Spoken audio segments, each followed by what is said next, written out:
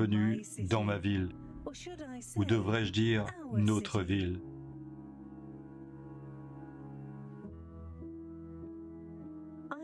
Je ne possède rien. Je ne possède pas de voiture. Je ne possède pas de maison. Je ne possède pas d'appareil électroménager ni de vêtements. Cela peut vous sembler étrange, mais c'est parfaitement logique pour nous dans cette ville.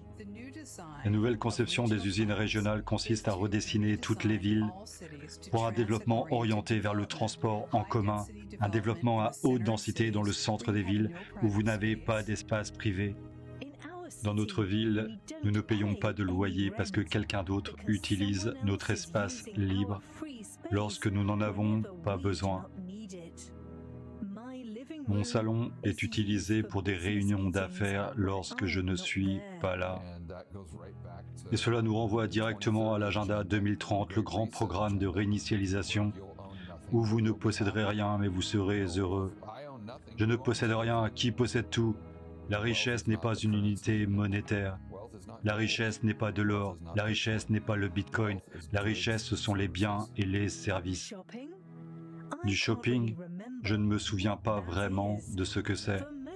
Pour la plupart d'entre nous, il s'est transformé en un choix d'objets à utiliser.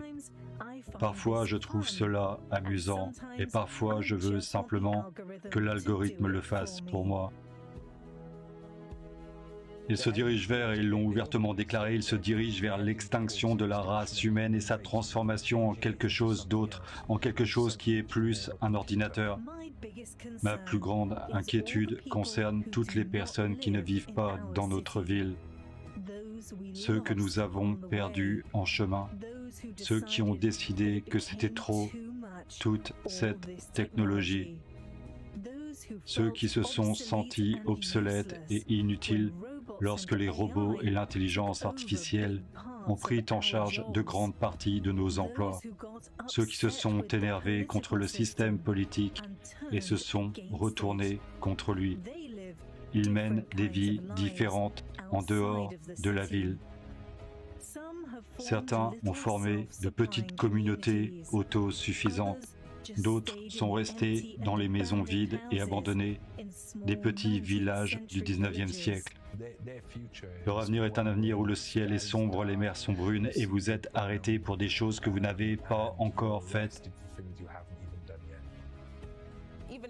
Même dans les articles du Forum économique mondial, il est dit, d'ici cette année, ils espéraient pouvoir surveiller les pensées et même les rêves des gens. De temps en temps, je suis agacé par le fait que je n'ai pas de véritable vie privée, que je ne peux aller nulle part sans être enregistré. Je le sais quelque part. Tout ce que je fais, pense et rêve est enregistré. J'espère juste que personne ne l'utilisera contre moi. Dans l'ensemble, c'est une bonne vie. Bien mieux que le chemin que nous empruntions. Ce que je vois, c'est l'externalisation progressive de la reproduction humaine vers la technologie. Qu'est-ce que cela signifie, l'externalisation complète de la reproduction humaine de tous ces stades à la technologie? Eh bien, cela signifie que vous avez le contrôle total des nombres et le contrôle total du type d'être humain qui va sortir.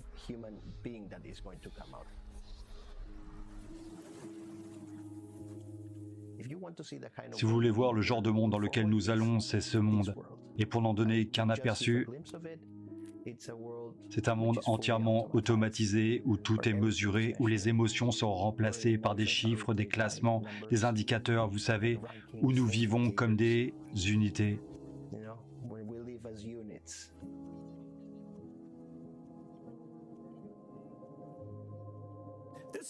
Cette équation a 4 facteurs, un peu de multiplication.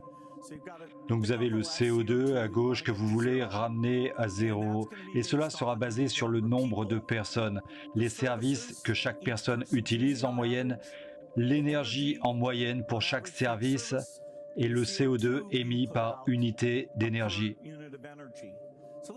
Examinons donc chacun d'entre eux et voyons comment nous pouvons les ramener à 0. L'un de ces chiffres devra probablement s'approcher de 0. C'est de l'algèbre de lycée, mais regardons d'abord, nous avons la population.